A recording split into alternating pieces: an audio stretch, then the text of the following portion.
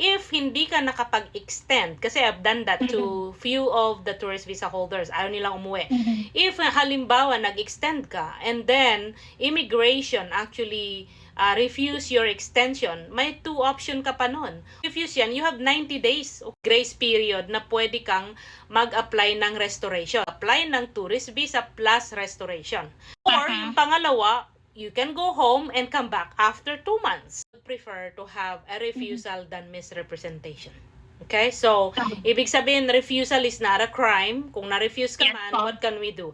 Reapplication better than the previous one. Ganun yun. It's not something na na-refuse ka is end of the world. But a lot of other people, they think na pag na-refuse na sila, I did not actually do my best.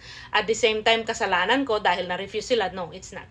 Kahit napaka-easy ng application, believe me, kahit napaka-weak ng application, if you get that approval because of the discretion of the officer, you will gonna get it. Kahit napaka-strong yung inyong application, I know somebody, she got millions dun sa kanyang bank account as tourist, okay? Na-refuse siya.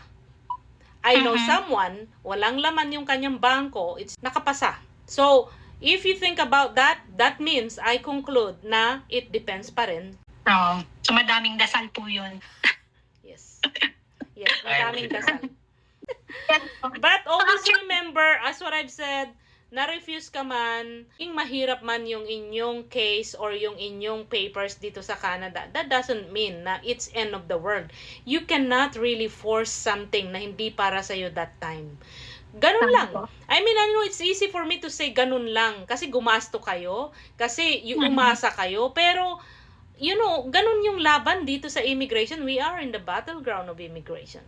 We need to fight. We were not born in Canada. We need to be in the process. We need to be in the immigration system.